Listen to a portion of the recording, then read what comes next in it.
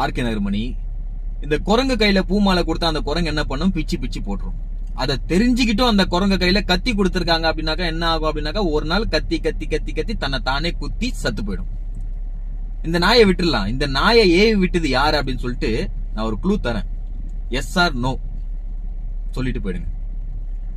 போன ஆட்சியில கரூர்ல நடந்த அந்த சம்பவத்துக்கு காரணம் திமுக தான் அப்படின்னு சொல்லிட்டு மக்கள் எல்லாரும் அவங்களோட ஒப்பீனியனை சோசியல் மீடியால போட்டு இருந்தாங்க. உடனே என்ன பண்ணாங்க தெரியுமா? என்ன ஆக்ஷன் எடுத்தாங்க தெரியுமா? கரூர் சம்பவத்தையும் சிஎம் சாரையும் ஒப்பிட்டு பேசுனீங்க அப்படின்னாக்கா உடனடியாக ஆக்ஷன் எடுக்கப்படும் அப்படின்னு சொல்லிட்டு சொன்னாங்க. சில யூடியூபர்ஸ் மேல எல்லாம் ஆக்ஷன் எடுத்தாங்க. இப்போ யாரு சிஎம்? அப்போ இந்த நாய் மேல ஏன் ஆக்ஷன் எடுக்கல? அப்போ இந்த நாய் ஏவி விட்டது யாரு? புரிஞ்சிச்சிங்களா?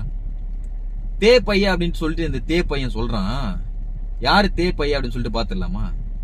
இவனை இப்பதான் நம்ம பாக்குறோம். இதுக்கு முன்னாடி ஆட்சியில நம்ம பார்க்கவே இல்லை. அவனை இதுக்கு முன்னாடி இந்த ஆட்சியில எவ்வளவு நடந்தது? ஒவ்வொரு நாளும் நடந்துட்டு தான் இருந்தது.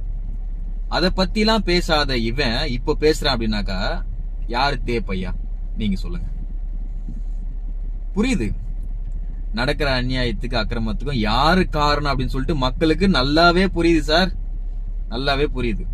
மொத்தத்துக்கும் முற்றுப்புள்ளி வைக்கிறதுக்கு தான் காத்துட்டு இருக்காரு. மொத்தமா முடிச்சு விட்டுருவாரு. காத்திருப்போம். நன்றி.